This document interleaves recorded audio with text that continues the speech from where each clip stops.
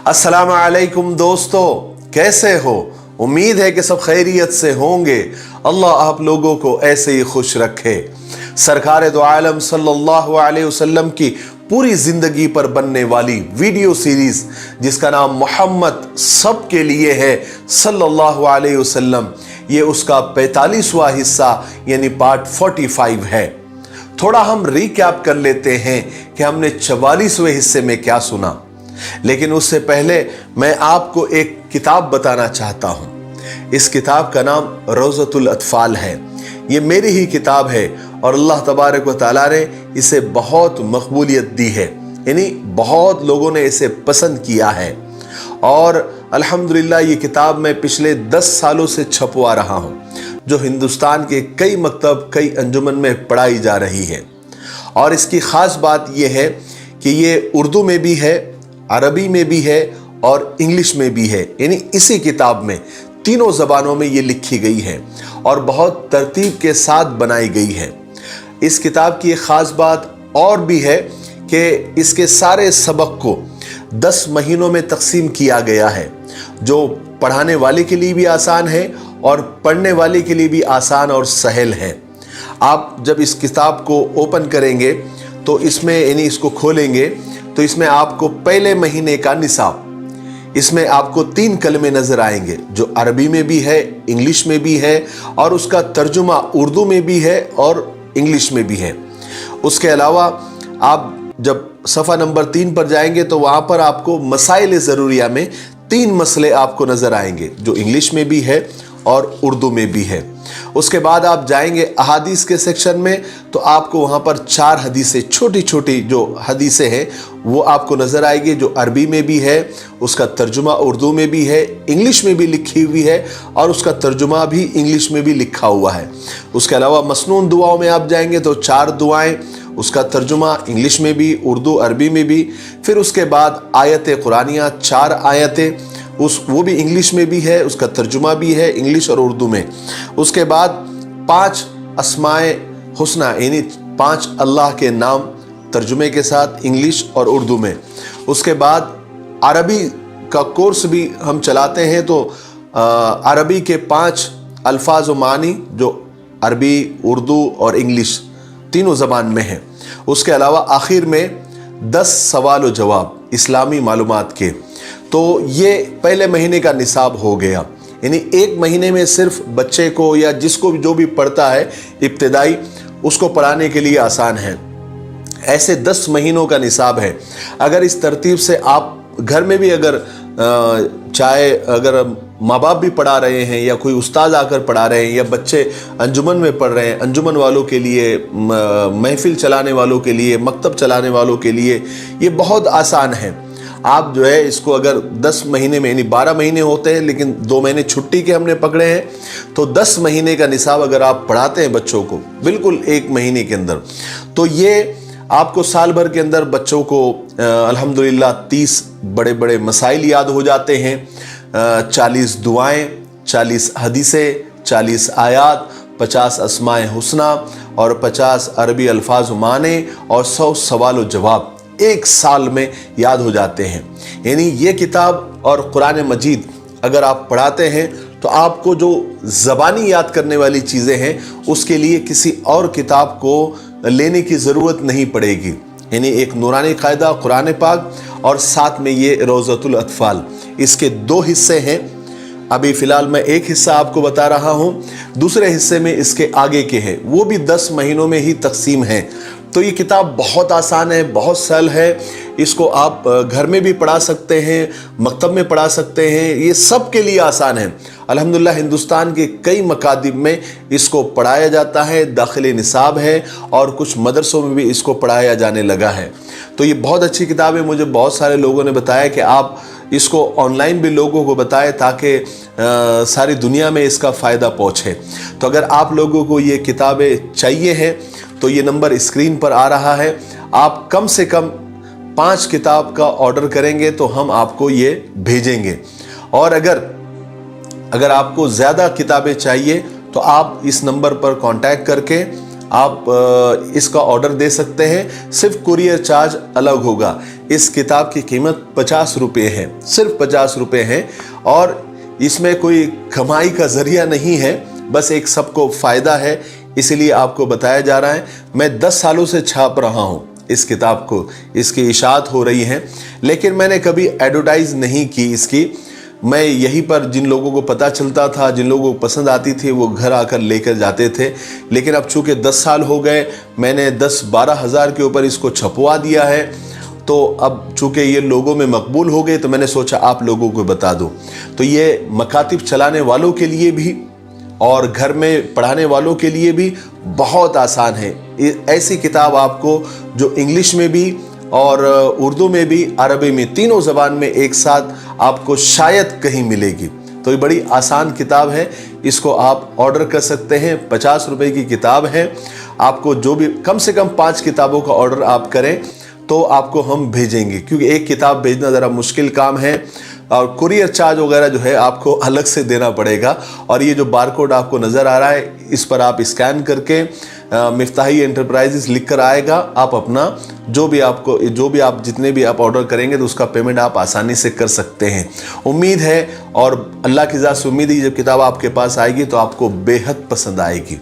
ठीक है, चलिए आगे बढ़ते हैं। अब चूंकि यहाँ से सारे वाक़यात जंगों के हैं, लड़ाइयों के हैं, जिहाद के हैं, इसलिए इन लड़ाइयों को सुनने से पहले हम उसकी वजह तो जान लें, उसके रीज़न तो जान लें।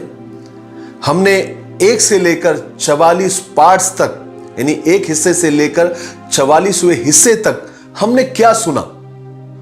हमने सिर्फ यही सुना कि मक्का वालों ने और कुरैश के लोगों ने जब से हुजूर पाक सल्लल्लाहु अलैहि वसल्लम ने नबूवत का ऐलान किया, नबी होने का दावा किया, तब से लेकर अब तक हमने सिर्फ ईमान वालों पर और सरकार दो आलम सल्लल्लाहु अलैहि वसल्लम पर जुल्म, ज़्यादती, तौहीन और सताने के ही वाक़यात सुने। मक्का वालों ने, कुरैश वालों ने आप पर और आपके सहाबा के साथ क्या नहीं किया। रास्तों में कांटे बिछाए, गालियां बकी, मारा पीटा, कितने सहाबा को कत्ल किया, जो जिंदा बच गए उन्हें कैद किया, उनका जीना हराम किया, कई साल तक बायकाट किया और भूखा प्यासा रखकर मारना चाहा।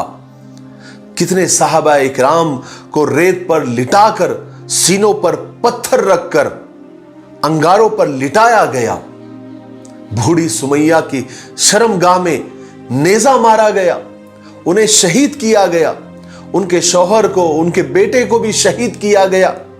यहां तक कि ईमान वालों का मक्का में, यानी अपने ही वतन में रहना मुश्किल कर दिया।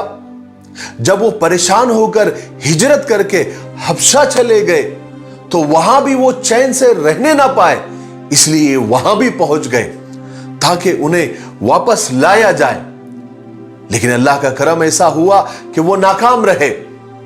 फिर दिन रात की मीटिंगें, प्लानिंग, मशवरे, बहस मुबाहिसे यही थे कि किस तरह आप सल्लल्लाहु अलैहि वसल्लम को और आपके सहाबा को तंग किया जाए, परेशान किया जाए, कत्ल किया जाए, सताया जाए, जीना दोहबर किया जाए। आखिरकार मक्का की जमीन, यानी अपने ही वतन की जमीन, ईमान वालों पर ऐसी तंग कर दी गई कि उन्हें अपना ही वतन, अपना मकान, अपनी जमीन और जायदाद, अपना घर बार छोड़ने पर मजबूर होना पड़ा। और मक्का वाले ये भी नहीं चाहते थे कि ये मक्का छोड़े, बल्कि यही रहे और हम उन्हें तड़पा तड़पा कर मारते रहे। आखिरकार ईमान वालों को छुप छुपा कर रात के वक्त मक्का वालों से बचकर मदीना हिजरत करनी पड़ी। इसमें भी उन्होंने कई सहाबा को गिरफ्तार कर लिया, उन्हें तरह तरह की तकलीफें और अजाब दिए, क्योंकि वो मदीना हिजरत कर रहे थे। यानी ये तो वही बात हो गई ना कि किसी शायर ने कहा था कि न तड़पने की इजाजत है, न फरियाद की है, घुट के मर जाऊं यही मर्जी मेरे सैयाद की है। खैर, जैसे तैसे जब ईमान वाले हिजरत करके बड़ी मुश्किलों से मदीना आ गए, तब भी मक्का वालों को चैन नहीं था। वो हरगिज ये नहीं चाहते थे कि ईमान वाले कहीं भी चैन और सुकून से रहे। मदीना में भी उनको कैसे परेशान किया जाए, वो इसके मशवरे मक्का में किया करते थे। गर्ज के कुरैश और मक्का वालों ने आप सल्लल्लाहु अलैहि वसल्लम को इतनी तकलीफें पहुंचाई और आप सल्लल्लाहु अलैहि वसल्लम को इतनी तकलीफें उठानी पड़ी कि दुनिया में किसी को भी इतनी तकलीफें नहीं उठानी पड़ी। ये सब थे कुरैश और मक्का वालों की जुल्म सितम की एक लंबी फहरिस्त, और बहुत सारी तकलीफें छूट भी गई होंगी, लेकिन आप सल्लल्लाहु अलैहि वसल्लम और आपके सहाबा सब्र और शुक्र के साथ इन सब चीजों को, इन सब तकलीफों को सहते रहे।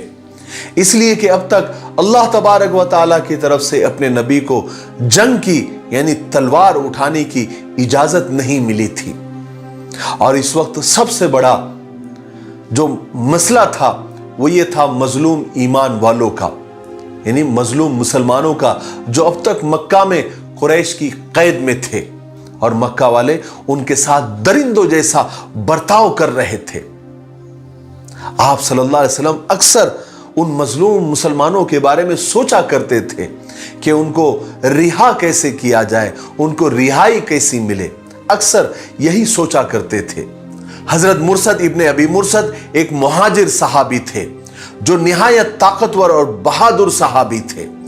सरकार दो आलम सल्लल्लाहु अलैहि वसल्लम उन्हें अक्सर मक्का भेजा करते थे कि वो जाएं और किसी ना किसी तरह चोरी छुपे सही बेकसूर मुसलमानों को वहां से किसी ना किसी तरीके से वो छुड़ा कर ले आए। और हजरत मुर्सद ने कई मर्तबा मक्का जाकर वहां से एक एक दो दो करके ईमान वालों को वहां से छुड़ा कर लाया भी, मगर ईमान वाले अब तक वो गम, वो जुल्म सितम भूले नहीं थे, जिसकी वजह से उन्हें अपना प्यारा वतन मक्का छोड़ना पड़ा था। अब भी सहाबा को मक्का की बड़ी याद आती थी तो वो गजबनाक हो जाया करते थे। उन्हें अपने वतन की बहुत याद आती थी, उन्हें अपने घर बार, अपनी बेबसी बेकसी का ख्याल आता था, और सबसे बढ़कर बैतुल्ला यानी खाने काबा की याद आती थी, जो अब ईमान वालों का काबा भी बन चुका था, जिसकी जियारत और दीदार के लिए वो तड़पा करते थे, मगर कुरैश और मक्का वाले उसमें रुकावट बने हुए थे। इससे ईमान वालों के सीने जोश और गजब और गुस्से से भर जाते थे, मगर अल्लाह और उसके रसूल की इजाजत और हुक्म के बगैर वो तलवार नहीं उठा सकते थे, और सरकार दो आलम सल्लल्लाहु अलैहि वसल्लम अल्लाह के हुक्म के बगैर जंग की इजाजत नहीं दे सकते थे। एक इंतजार था, एक लंबा इंतजार, जो इस जोश और गजब, इस ज्वालामुखी और इस लावे को फट पड़ने से रोके हुए था। वो क्या था? वही का इंतजार, अल्लाह जल्ले जलालहू के हुक्म का इंतजार। आखिर एक दिन कुदरत को भी जोश आ गया। अल्लाह जल्ले जलालहू ने अपने प्यारे रसूल सल्लल्लाहु अलैहि वसल्लम पर वही नाजिल फरमाई, जिसमें ईमान वालों को दुश्मनों के खिलाफ लड़ने की और जंग करने की इजाजत दे दी गई, और कहा गया कि अब तुम दुश्मनों के खिलाफ तलवार उठा सकते हो। यहां से शुरू हुए गज़वात और सराये। यहां पर कुछ बातें मैं जरूरी समझता हूं कि बता दूं कि गज़वा और सरिया या सरिया किसे कहते हैं। ये दो लफ्ज बार बार आएंगे, कहीं पर गज़वा आएगा तो कहीं पर सरिया आएगा। तो इसको आप समझ ले कि गज़वा किसे कहते हैं या सरिया किसे कहते हैं। गज़वा कहते हैं जिस जंग में सरकार दो आलम सल्लल्लाहु अलैहि वसल्लम बनफ्स नफीस शरीक हुए, यानी आप खुद शरीक हुए। और सरिया कहते हैं उसे जिसमें आप शरीक नहीं हुए, सिर्फ सहाबा ही थे। अब सीरत की किताबों में गज़वे कितने हुए और सरिये कितने हुए, इसके अलग अलग तफसील मिलती है। गज़वे कोई कहता है कि 24 हुए, कोई कहता है कि 21 हुए, और सरिये कोई कहता है कि 40 हुए, किसी किताब में 38 तो किसी किताब में 48 भी लिखे हुए हैं। तो गज़वे बदर से पहले कुछ गज़वे भी हुए اور چھوٹے چھوٹے سریے بھی ہوئے جو میں چاہتا ہوں کہ مختصر اور شارٹ کٹ میں آپ اس کو سن لیں تاکہ کوئی ایسی بات نہ رہے جو ہم نے ان پارٹس کے اندر اور اس سیرت کی سیریز میں ہم نے سنی نہ ہو. اس لیے میں شارٹ کٹ میں اور مختصر میں اس کو بتانا چاہوں گا. جیسے کہ پہلا سریہ جسے سریہ حمزہ یا سریہ سیف البحر بھی کہا جاتا ہے. دیکھیے یہ جو نام رکھے جاتے تھے یہ جنگ کے اور غزوے کے نام اکثر جو اس جنگ کے امیر ہوتے تھے اس کے نام سے مشہور ہے یا جس جگہ جنگ ہوتی تھی اس نام سے وہ جنگیں یا غزوے یا سریے مشہور ہوتے تھے. جیسا یہ پہلا سریہ جس کے امیر حضرت حمزہ تھے تو اسے سریہ حمزہ بھی کہا جاتا ہے اور جس جگہ پر یہ جنگ ہوئی تھی اس مقام کا نام سیف البحر تھا اس لیے اس کو سیف البحر بھی کہا جاتا ہے. تو آگے بھی جو سریوں کے نام آئیں گے وہ تو امیر کے نام سے آئیں گے یا تو پھر اس جگہ کے نام سے آئیں گے. اور سریہ جیسے میں نے آپ کو پہلے بتایا جس میں آپ صلی اللہ علیہ وسلم شریک نہیں ہوئے اور غزوہ جس میں آپ صلی اللہ علیہ وسلم خود شریک ہوئے.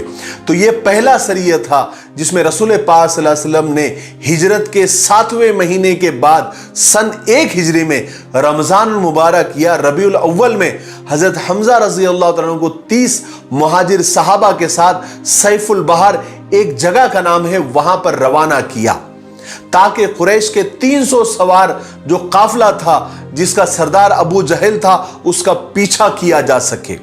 ہجرت کے بعد یہ پہلی جنگ اور پہلا سریہ تھا. اس سریے میں صرف مہاجرین تھے کوئی انصاری صحابی نہیں تھا. اس جنگ میں اسلام کا وہ پہلا جھنڈا تھا جو سرکار دو عالم صلی اللہ علیہ وسلم نے اپنے ہاتھوں سے حضرت حمزہ کے ہاتھوں میں باندھا تھا جس کا رنگ سفید تھا اور علم بردار یعنی جھنڈا پکڑنے والے ابو مرسد تھے. جب حضرت حمزہ رضی اللہ عنہ سیف البحر پہنچے اور دونوں کا آمنا سامنا ہو گیا جنگ کے لیے یہاں تک کہ صفے تک لگ گئی تو قبیلے جوہینا کے سردار مجدی بن عمرو جوہنی نے درمیان میں بھاگ دوڑ کر کے بیچ بچاؤ کرا دیا اور جنگ کو ٹال دیا اور ابو جہل قافلہ لے کر وہاں سے واپس چلا گیا اور حضرت حمزہ رضی اللہ عنہ بنا جنگ کیے واپس مدینہ تشریف لے آئے. دوسرا سریہ جسے سریہ عبیدہ بن حارث یا سریہ رابغ بھی کہا جاتا ہے یہ سریہ ہجرت کے 8ویں مہینے میں ہوا جس میں 80 یا 100 مہاجر صحابہ تھے. آپ صلی اللہ علیہ وسلم نے عبیدہ بن حارث کو امیر بنا کر رابغ نام کی جگہ کی طرف بھیجا. اس میں بھی کوئی انصاری صحابی نہیں تھے. وہاں پہنچ کر قریش کے 200 سواروں سے آمنا سامنا ہو گیا جس میں ابو سفیان بھی تھا مگر لڑائی کی نوبت نہیں آئی. اسی لڑائی میں حضرت ابو عبیدہ کا جو جھنڈا تھا اس کا رنگ سفید تھا اور علم بردار یعنی جھنڈا پکڑنے والے مستح بن اساسہ تھے. اس لڑائی میں صرف سعد بن ابی وقاص نے ایک تیر چلایا تھا اور یہ پہلا تیر تھا جو اسلام کی طرف سے چلا تھا. تیسرا سریہ جسے سریہ سعد بن ابی وقاص یا سریہ خرار بھی کہا جاتا ہے جس میں صرف 20 پیدل مہاجرین شریک تھے. سعد بن ابی وقاص اس کے امیر تھے جو مقام خرار کی طرف قریش کے ایک قافلے کا پتہ لگانے کے لیے روانہ ہوئے تھے. یہ قافلے کی خاص بات یہ تھی کہ یہ دن میں تو چھپ جاتا تھا اور صرف رات میں سفر کرتا تھا. اسی طریقے سے چلتے چلتے یہ قافلہ 5ویں دن مقام خرار پر پہنچا لیکن وہاں پہنچ کر پتا چلا کہ قریش کا قافلہ تو نکل چکا ہے تو یہ لوگ بنا لڑائی کے مدینہ واپس آ گئے. اس قافلے میں بھی کوئی انصاری صحابی نہیں تھا. اس لڑائی کا جھنڈا یعنی علم بھی سفید رنگ کا تھا اور علم بردار یعنی جھنڈا پکڑنے والے حضرت مقداد بن عمرو تھے. اور یہ تینوں سریے یعنی تینوں لڑائیاں 1 ہجری میں ہوئے یعنی ہجرت کے پہلے سال. اس کے بعد سن 2 ہجری میں سفر کے مہینے میں غزوہ ابوا یا ابوا پیش آیا.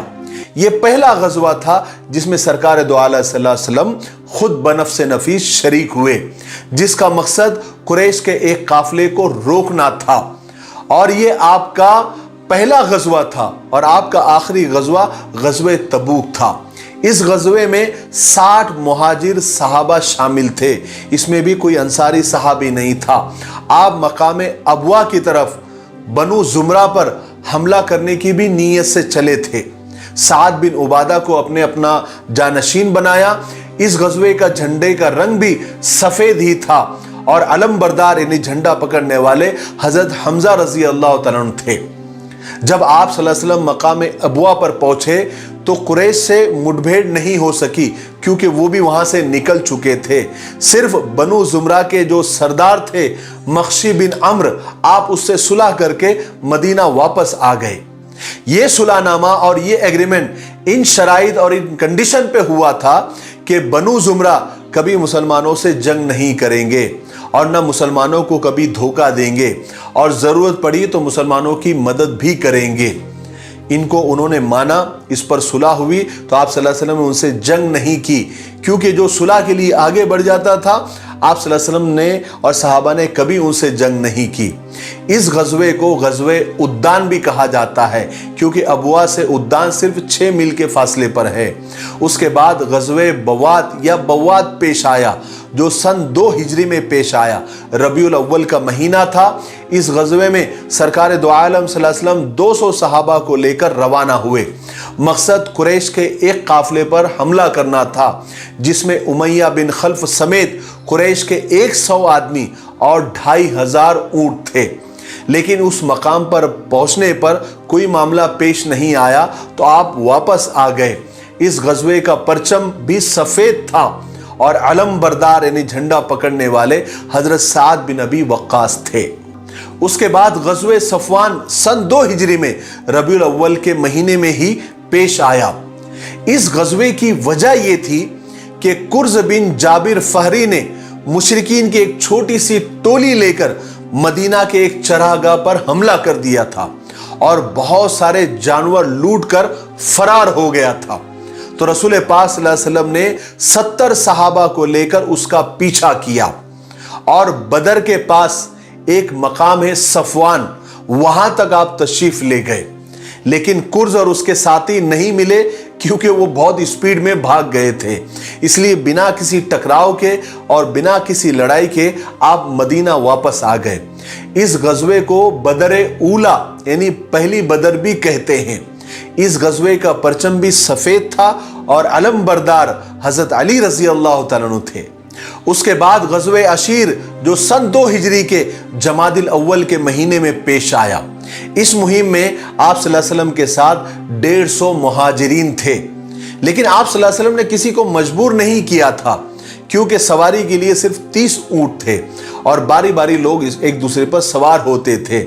इस गज़वे का मकसद भी कुरैश का एक काफिला था जो मुल्क शाम जा रहा था। मालूम हुआ कि वो मक्का से निकल चुका है और इस काफिले के पास अच्छा खासा माल भी है। उस पर हमला करने के लिए आप सल्लल्लाहु अलैहि वसल्लम जुल अशीर पहुंचे, लेकिन ये काफिला कई दिन पहले निकल चुका था, इसलिए आप बगैर जंग के वापस आ गए। इस दफा भी परचम सफेद था और अलम बरदार यानी झंडा पकड़ने वाले हजरत हमजा रजी अल्लाह तआला अन्हु थे। फिर उसके बाद सरिये नखला सन 2 हिजरी के रजब के महीने में पेश आया। इस मुहिम में आप सल्लल्लाहु अलैहि वसल्लम ने सिर्फ 12 मुहाजिरीन का एक दस्ता हजरत अब्दुल्ला बिन जहश को अमीर बनाकर आपने भेजा। हर 2 आदमी के पास एक ऊंट था जिस पर ये बारी बारी सवार होते थे। आप सल्लल्लाहु अलैहि वसल्लम ने एक तहरीर, एक चिट्ठी लिखकर अमीर लश्कर को दी थी और कहा था कि जब 2 दिन का सफर मुकम्मल हो जाए तभी इस चिट्ठी को खोलकर पढ़ना। जब वो चिट्ठी पढ़ी गई, यानी 2 दिन के सफर के बाद जब वो चिट्ठी पढ़ी गई तो उसमें लिखा हुआ था कि जब तुम इस तहरीर को पढ़ो, जब तुम इस चिट्ठी को पढ़ो तो आगे बढ़ते जाओ, पीछे मत आओ, आगे बढ़ते जाओ। मक्का और ताइफ के दरमियान नखला में उतरो, वहां पर ठहरो और कुरैश के एक काफिले की घात में लग जाओ और वहां की खबरें हम तक भेजते रहो। अमीर लश्कर अब्दुल्ला बिन जहाश ने वो चिट्ठी पढ़ी और अपने साथियों से कहा कि देखो, मैं किसी पर जबरदस्ती नहीं करता। जिसे शहादत पसंद नहीं है, अल्लाह के रास्ते में मरना पसंद नहीं है, वो वापस चला जाए, और जिन्हें शहादत पसंद है वो मेरे साथ आगे बढ़े। तो सब के सब खड़े हो गए और कहा कि हम आगे बढ़ने के लिए तैयार है, हमें शहादत पसंद है। हजरत अब्दुल्ला बिन जहश आगे बढ़े। उन्होंने देखा कि कुरैश का एक काफिला वहां ठहरा हुआ है और उनके पास काफी सामान तिजारत है, किशमिश और चमड़े की कुछ कीमती चीजें भी है। सहाबा ने आपस में मशवरा किया कि आज हराम महीने का आखिरी दिन है, यानी रजब के महीने का आखिरी दिन है और ये 4 महीनों में अरब में लड़ाई को हराम समझा जाता था। सहाबा ने मशवरा किया कि अगर हम लड़ाई करते हैं तो इस महीने की बेहुरमती हो जाएंगे, इसलिए हम रात भर रुक जाते हैं।